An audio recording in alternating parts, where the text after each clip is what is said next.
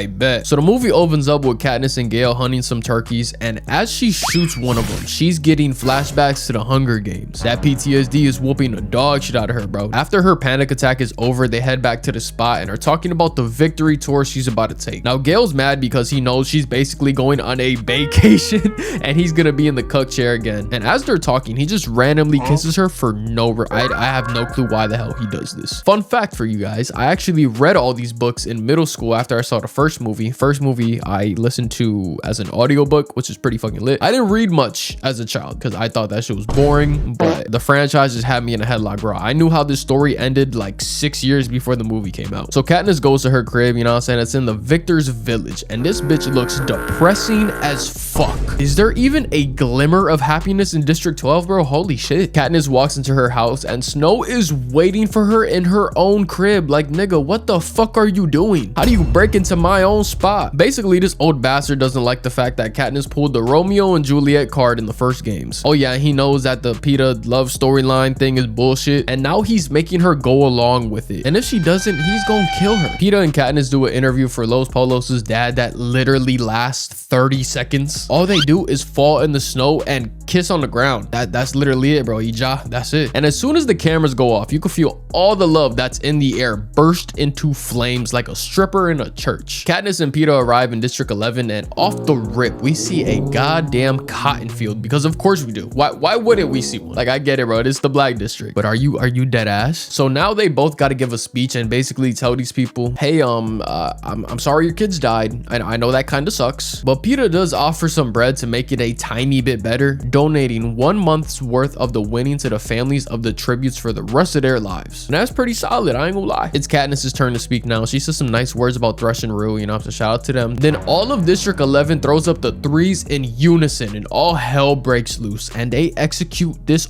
old nigga on the spot. They bust a cap in his ass, bro. Well, District 11 was a fun time. That went extremely well. I wonder how the rest of the tour is gonna go. Katniss and Peeta are basically emotionless robots spitting out capital propaganda, and the people of Panem hate them because they could see right through this shit. Everything that could go wrong is going wrong. So they pull their ultimate trump card, getting married. Yeah, they think getting married is going to just magically solve all their problems. It's now party time at the Capitol, and Katniss meets the new game maker, yet another Los Polos variant. And then President Snow makes his dramatic ass appearance congratulating them on their engagement. Katniss is back at District 12 and she's talking to Gale about running away in the woods. Like, gang, didn't you just talk about marrying Peeta like 20 minutes ago? Bro, what the fuck is wrong with you? Mind you, it was her idea to get married, and Peeta was like, yeah, sure, fuck it, I'll do it. And let's just say you do run away, right? You don't think the peacemakers are gonna find your little dumbass? Bro, you are a high profile member of society. You are the winner of the 74th Hunger Games, bro. You are a victor for this district. You think you're just gonna magically be able to disappear into the woods? Then the peacekeepers come into town and start fucking shit up, bro. They're throwing people's stuff in the streets, setting things on fire, and even go to beat on this old person until Gale tackles this nigga like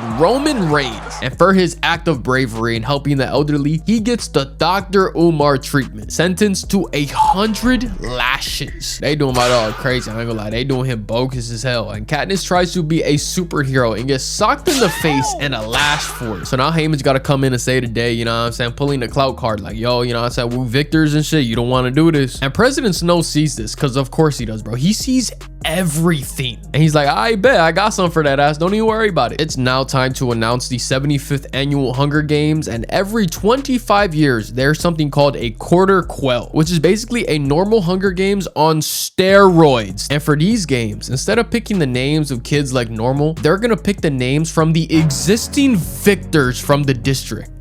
Yo, that means Katniss, you are fucked, because she's the only female victor from this district, so she's automatically in the nightmare again. You know how fucking mad I would be, bro? Oh my god, I wouldn't even give these niggas a chance. I'll just do it myself, bro. Fun fact for y'all real quick, if Haymitch's name gets selected, this will be the second time he's participated in a Quarter Quell, because the games that he won, I'm assuming it's the 50th annual Hunger Games if my math is correct, and we gonna see how that movie plays out in like a year or something. I don't know. I'm really excited to see that. So Katniss is going through it. She's obviously in distraught. Like, I just beat these whole ass games like 10 months ago, and now you're telling me I gotta do it again? Nigga, fuck you. I ain't doing that shit. This nigga Snow is the devil, bro. I'm trying to tell y'all, this nigga is Satan himself. So Katniss and Gale kiss again for like the 5th time in this movie, and now it's getting kind of weird, bro, because like, do you want to be with Peeta or do you want to be with Gale? Like, this is giving me Bella, Jacob, Edward vibes, bro, and I don't like it. It's now time to be sentenced to death because it's reaping time. Now this scene is actually kind of funny, I ain't gonna lie. They have these big ass bowls for what's literally 3 people's names, and especially the bowl for the women, because it's only Katniss's name in there. Like, do you really have to pick one little piece of paper out of this big ass fishbowl? No, it's very unnecessary, but everything in this movie is performative, so like, whatever, bro. So obviously the female victor is Katniss and the male victor is Haymitch, but Peeta volunteers his tribute, so you know what that means, y'all. It's rematch time. We then get introduced to some of the victors, starting with District 1. Goddamn, Alan Richardson is in this movie. I completely forgot about that. We got Aquaman or Batman, whatever y'all prefer. I personally prefer him as Batman, so I'm just gonna call him Batman in this movie, and his sister, who are back-to-back winners, meaning old girl won the games one year and then Batman won the games the next year after. They're over here breeding super soldiers in fucking District 1.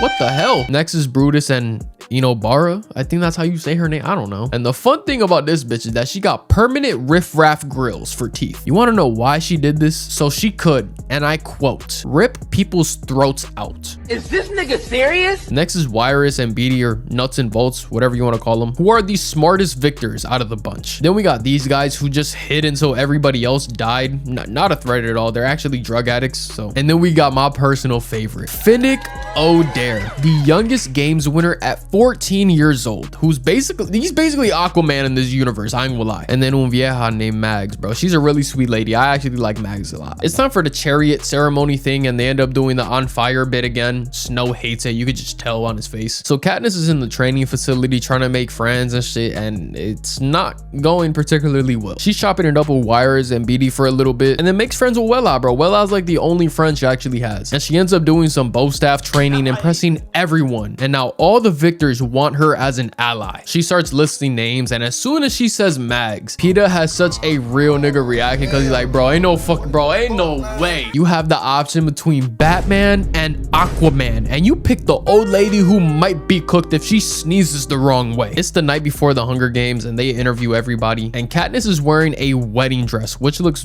really good. I can't even lie. Cinna snap, bro. Shout out to Cinna. Then she gets to spinning, and the dress bursts into flames, turning into this dark blue dress, and she raises her arms and it's bird wings. My shorty is literally the Mockingjay now. She's literally like a physical Mockingjay. I ain't gonna lie. Cinna went crazy. He went fucking nutty, bro. You are him. I don't care what anybody says. Cinna is so tough. And to piss off Snow even more, Peeta says Katniss is pregnant, which she's not, but the goal is to cancel the game. So he's trying to say any and everything to get these games canceled. This is absolutely fucking brilliant, bro. An absolute masterclass by Peeta. Now, of course, this doesn't work because Snow is an asshole. Duh. Like, what the hell? You thought this shit was gonna work, bro? Come on now. They still gonna send everybody to the games like pigs to slaughter. Let's not get shit confused. So Cinna and Katniss are saying their goodbyes, and Cinna gets beaten to death right in front of her. Now, in the movie, we don't know for sure that he's dead, but the books let you know that he ain't make it, bro. But let me get an RIP for Cinna in the chat, bro. Especially because he gave the world Zoe Kravitz sexy ass. Oh my god.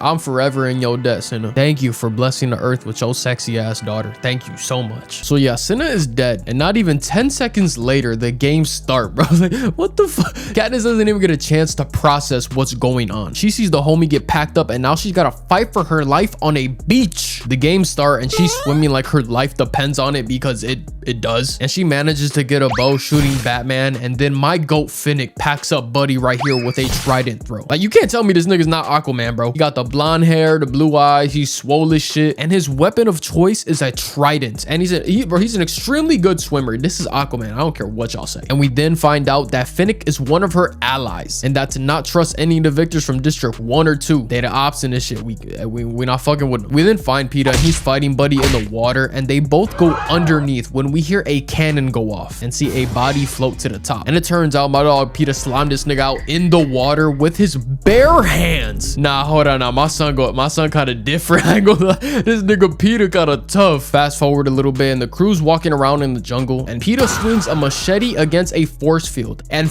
fucking dies for like a minute. I ain't gonna lie, it's touch and go for a little while until my glorious King Fennec gives him CPR, bringing him back to life. Oh my God, my king. Is there anything he can't do? It's nighttime now and they finally get to drink some water thanks to Haymitch. And when everybody's sleeping, this poison fog comes out of nowhere, making everyone run towards the middle. Now Peter gets hit with the gas a little too much, you know, I guess it paralyzes you a little bit, and Mag ends up taking one for the team, making the ultimate sacrifice. She walks into the poison gas and we hear a cannon go off, and it's RIP Mags, bro. She did that so that Fennec could carry Peter and the team could succeed in their mission in surviving. They end up escaping the fog, just getting out of its reach because of plot armor, you know what I'm saying? And then they bathe in some water to get rid of the fog herpes, and just when you think it's safe, a bunch of Rafikis pop out of nowhere, and these motherfuckers are massive, bro. They sent about 50 of these goddamn man-eating mandrills to take my niggas out, bro. There's like 100 of these niggas surrounding them, and once Peter kills one of them, all hell breaks loose. I ain't gonna, it's GG's, bro. They start going berserk. Now they end up packing up a bunch of them and make their run for the beach, but Peeta is cornered and stumbles on the druggy Victor, who saves his life, sacrificing her own. Now Katniss and Peeta are kind of wondering like what's going on here, bro. These games are very different from the last one. It's like they're almost working with them, but whatever, we'll worry about that later, because a big ass wave comes crashing in like one of those shits from the wave pool at a water park, murking someone on the other side of the beach. And then we end up seeing Joanna, Beatty, and Wires, who ran into some kind of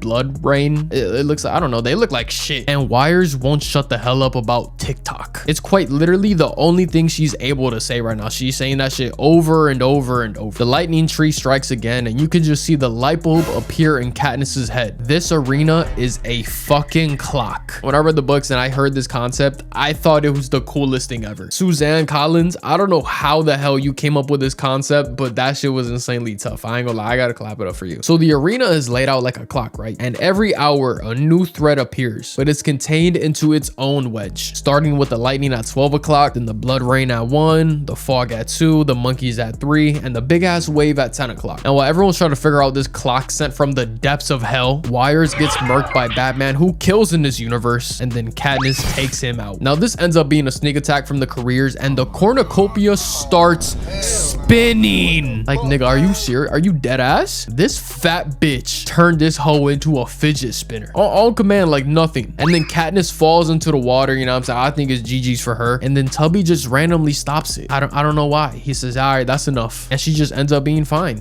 It's pretty weird. They have the perfect chance to kill her, to drown her and shit. He chooses not to. Fast forward a little bit, and guess what? Clock strikes a new hour, so you know what that means. Some more bullshit to deal with. Katniss and Finnick hear the cries of their loved ones, and it ends up being Jabberjays that copy whatever they hear. They got my girl hitting the Akira pose, bro. She's going insane to the point that she passes out until the hour is over. Imagine hearing your loved ones cry for help for an hour straight in your ear. That might be the worst hour out of the entire shit. This might be worse than the monkeys. So Beatty comes up with his master plan to leave the beach at dusk and head for the lightning tree so that the careers come back to the beach. And before midnight, they run this special ass wire from the tree to the water, and anybody in the water or on the wet sand will be electrocuted because of the 10 o'clock wave. Wow.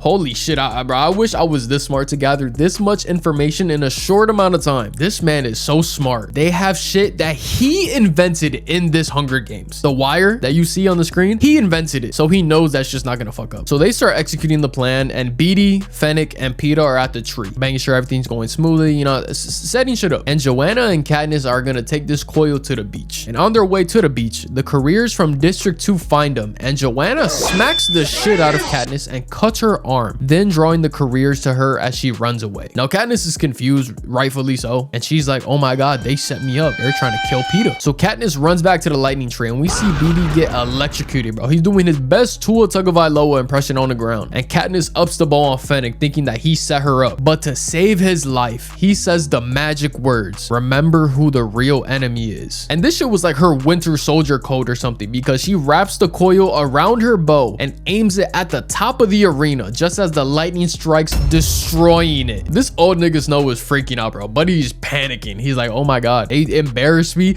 on live TV again. Back-to-back years is crazy, gang. Snow, you gotta pack it up, bro. So Katniss somehow survived 5 billion gigawatts or however much is in a fucking lightning strike, and the arena is literally breaking piece by piece, and the claw comes and carries her out of the arena. She then wakes up on this ship, and we learn this was a big ass coup to overthrow the capital. The plan was always to have Katniss escape. Half of the tributes were in on it, and Joanna cut Katniss's tracker out of her arm when she hit her in that scene earlier. This is the beginning of the revolution, and they're on their way to District 13. But there's just one tiny teeny tiny small problem, right? PETA got captured by the capital. So yeah, Katniss loses her shit and gets some NyQuil to calm her down, and she then wakes up again, but in District 13 this time with her side nigga, and he tells her that Prim and her mom are alive, but District 12 isn't. After the games ended, they started dropping bombs on District 12 like Hiroshima and wiped that shit off the map the same way Chief Keef said he was gonna do New Jersey. And yeah, that's the video, y'all. I hope y'all enjoyed. You know, I had to drop another banger for y'all real quick. If y'all couldn't tell by my voice, I am sick. I got a stuffy nose, I got a sore throat, I got a headache. I'm going through it now. I'm sick as hell. I don't know how I made this video, but hey, quick shout out to y'all. If y'all are watching this and we pass our goal of 300k subs before the end of the year, I just want to say thank you so much. I love you so much. Thank you. Y'all truly mean the world to me. I love y'all so much, and it's road to 400k. Make sure y'all eat some water, drink some food, wash y'all ass, tell someone you love them, and I'm gonna catch y'all on the next one.